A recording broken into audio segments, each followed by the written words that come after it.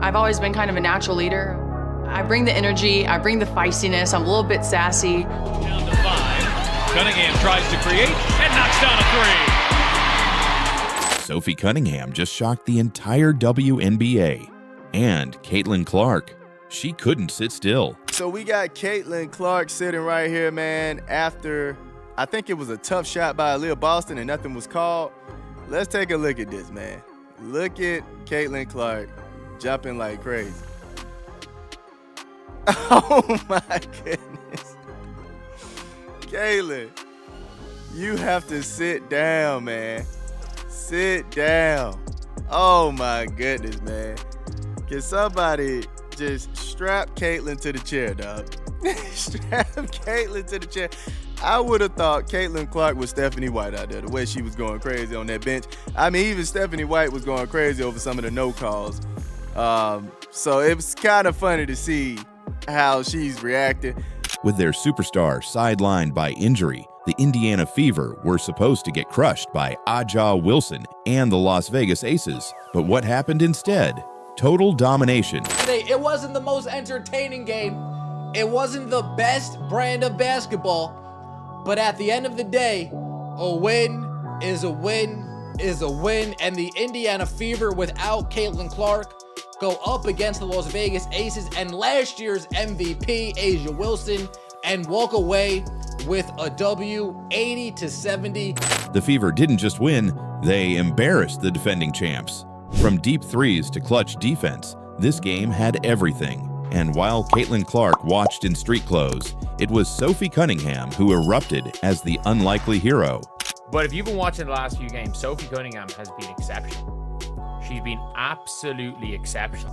Like since July the 1st, Sophie Cunningham has hit more three-pointers than any other player in the entire league. Sophie Cunningham has been probably one of the best shooters in the entire WNBA. And she's doing it on lesser volume. She's doing it at 55%, whereas Alicia Gray is doing it at 32%. The real story. This wasn't just about one upset. This was a massive shift in the power structure of the league. The Fever proved they're not a one-woman team. Big win for the Indiana Fever over the Las Vegas Aces.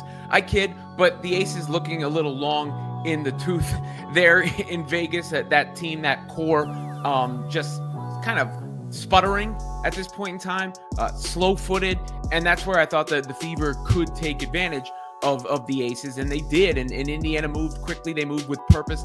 They get another big game from Kelsey Mitchell in this one, who continues to just prove that she is a baller, a hooper, and a bona fide bucket. Not that anybody needed to see more of that, but 21 points from Kelsey Mitchell. Took a lot of shots to get there, but nonetheless, got it done in the end. And it was a balanced effort from the Fever. Natasha Howard with a big game. Aaliyah Boston contributing as well. Sophie Cunningham has been on a heater.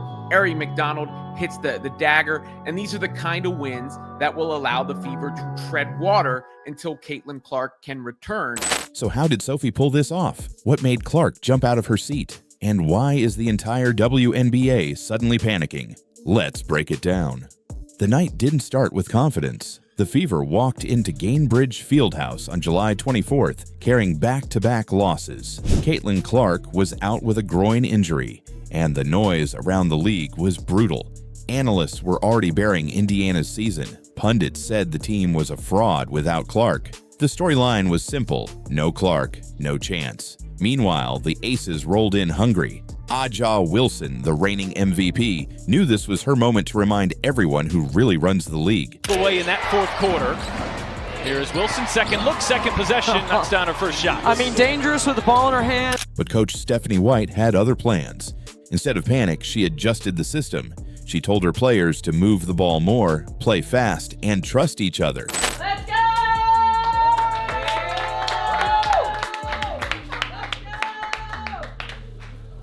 Okay, when we answered runs today, y'all, we had one another's back today, y'all.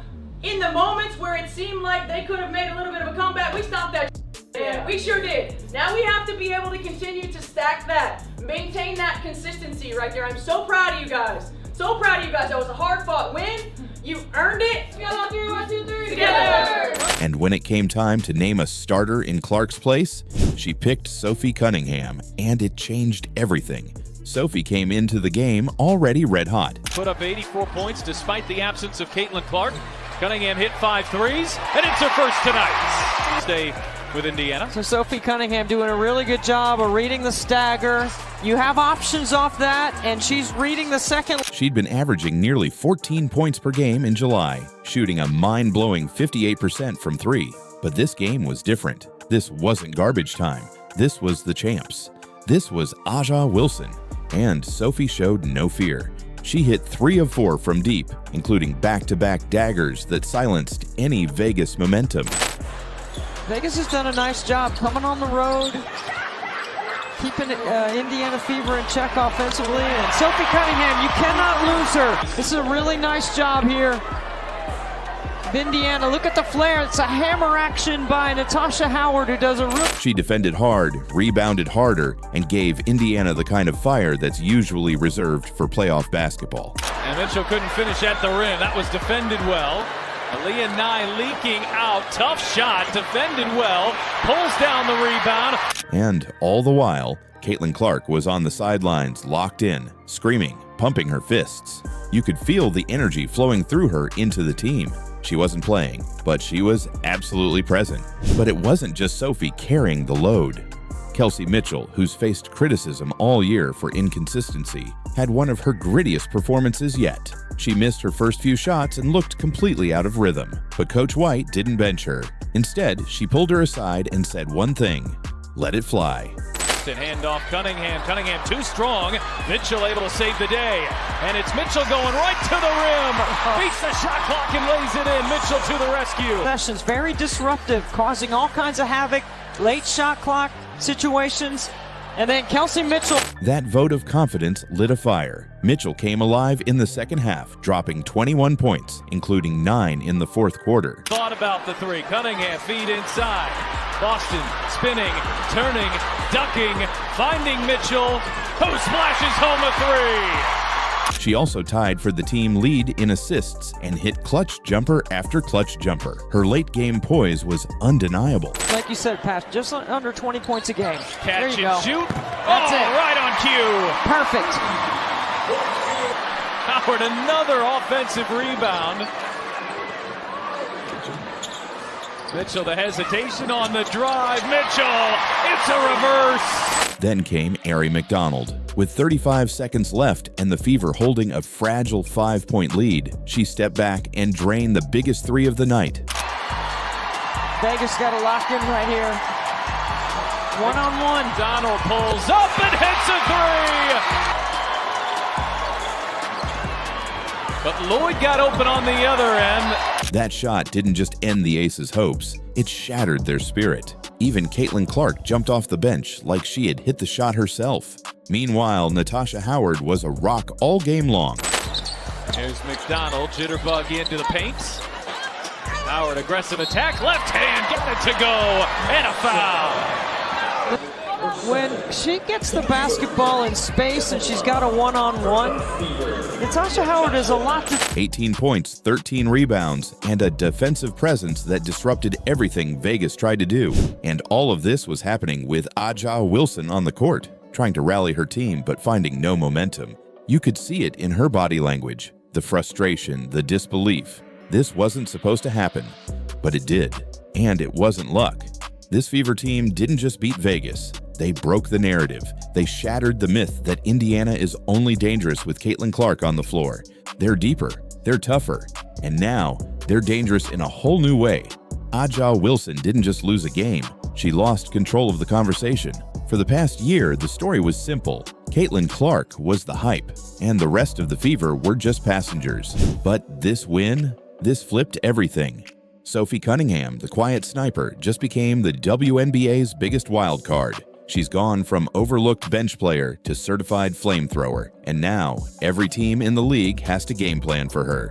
Meanwhile, Caitlin Clark watched her team humiliate the reigning champs, and you could see it in her face. She was proud, she was fired up, and she's coming back soon. Think about that. This team just took down Aja Wilson without their superstar. Now imagine what happens when Clark returns to a squad that suddenly believes in itself. that's found its shooters, its leaders, and its identity. Kelsey Mitchell is finding her rhythm. McDonald is fearless in the clutch. Natasha Howard is a brick wall in the paint. And Sophie Cunningham, she's not just hot, she's on fire. The Fever didn't just win a game, they made a statement. If you're still watching, drop Sophie Sniper in the comments so we know you're rocking with this team to the end. Smash that like button, subscribe if you haven't already, because if this is what Indiana looks like without Clark. Accordingly, effective immediately, I am banning Brittany Griner, banned for life. No suspension, no fine, no goodbye. Just like that, she's gone. Well, something I've been keeping an eye on myself is what in the world's going on with the Brittany Griner situation. You may be like, what's Brittany Griner's situation? Well, the fact that she fouled out of the game and proceeded to get caught mouthing effing white girl. And the world all saw it. Now, some people tried to claim that it was effing whack call. I'm sorry, I don't see that in the video at all. Adam Silver walked into a press conference and dropped a bombshell. Effective immediately, I am banning Brittany Griner from the WNBA. that investigation is now complete. The central findings of the investigation are that the man whose voice is heard on the recording and on a second recording from the same conversation that was released on Sunday, accordingly, effective immediately, I am banning. The silence in that room was louder than anything he said. So what the hell happened? Did she rig games? Was she caught cheating? Or is there something the league desperately doesn't want you to know? Because the deeper you dig, the uglier this gets. And of course, that happened all at the same time. And oddly enough, even though the video caught fire when Riley Gaines shared the video of Brittany Griner mouthing those words after getting fouled out. Right here, we all saw it. You can see this. Yeah, that is not call.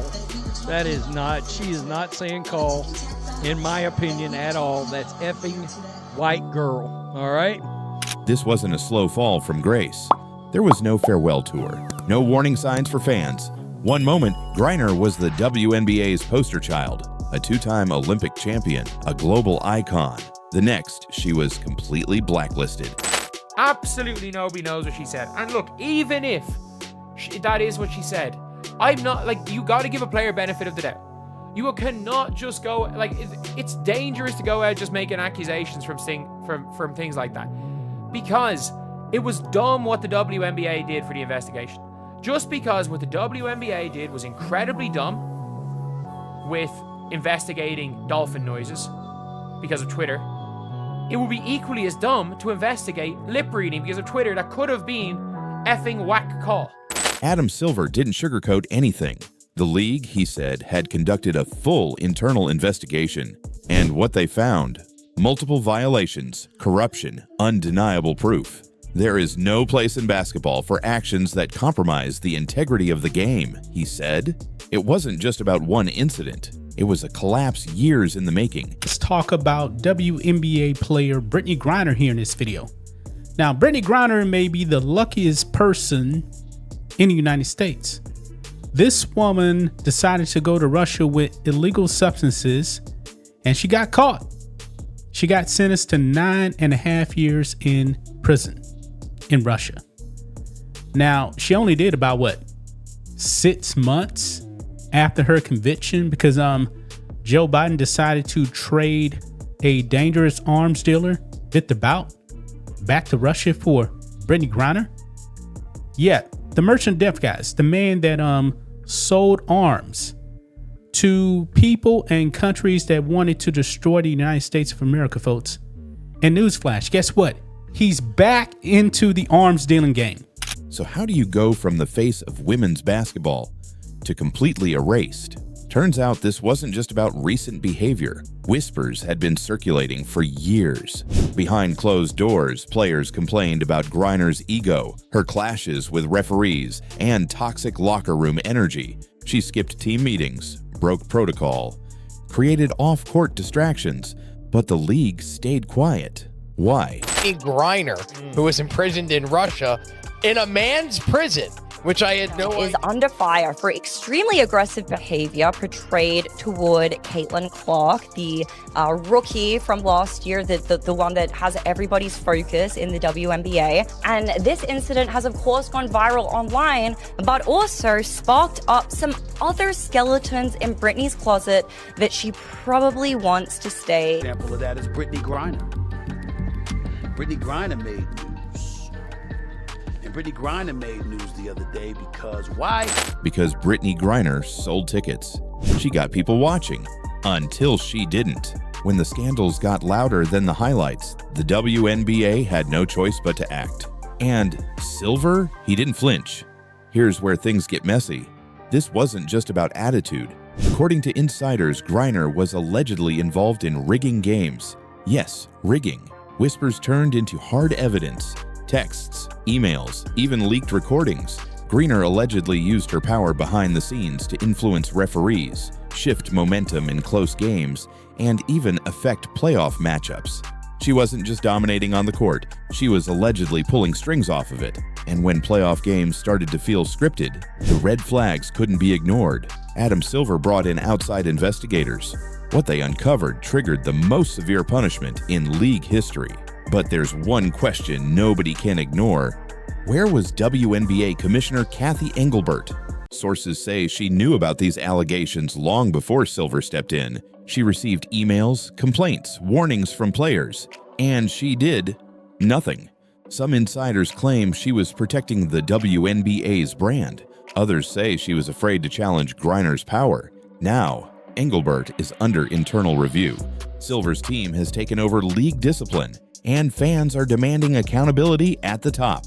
This wasn't just about one player. It exposed a league that let the problem grow, unchecked. So who finally stood up? According to reports, the truth came out because of two stars, Caitlin Clark and Sophie Cunningham. Behind closed doors, they gave testimony to investigators. They spoke about games that felt manipulated, about refs suddenly calling wild fouls, about moments where the outcome felt predetermined. And they didn't just talk, they brought receipts, leaked audio, recordings of Griner allegedly speaking with refs, strategizing, manipulating matchups. Once that surfaced, Silver had no choice but to make it public. Would this have happened if those players stayed silent? Probably not. That's the scariest part. But this story's not over, not even close. Griner's legal team is already preparing to fight. They say the ban is unjustified, politically motivated. They're threatening to take it to court. Their claim, Griner is being used as a distraction, a scapegoat. They say the WNBA is hiding much bigger scandals and needed a sacrificial lamb. And Griner, she's not backing down. Her lawyers are demanding every piece of evidence, every memo, every recording. If this goes to court, even more dirt could explode. Just when you thought it couldn't get crazier, here comes the most controversial twist of all. Rumors have surfaced, loud ones, that Brittany Griner may be biologically male. For years, the whispers were quiet. Now, they're everywhere. Some insiders claim there are documents, medical records, even league memos. Did the WNBA know? Did they hide it to protect their most valuable player? If so, that's a Title IX violation and a competitive fairness disaster. Is this ban really about corruption? Or about secrets the league can't afford to expose? Let's zoom out. This isn't just about Griner anymore. It's about a league that's losing control. Sponsors are pulling back. TV deals are in jeopardy. Fans don't know who to trust. This was supposed to be the WNBA's golden era. Instead, it's a soap opera. Caitlin Clark, Angel Reese. Future stars are stuck in a league on the edge of collapse. And parents? They're thinking twice about letting their daughters step into this mess. The WNBA bet big on Brittany Griner, and now they're paying the price. So, what really happened here? Was Griner corrupt, or was she silenced to protect a crumbling empire? Let us know in the comments. And if you're still watching, drop Griner Fallout below to prove it. Hit that like button, subscribe for more, and stay tuned. This story is far from over.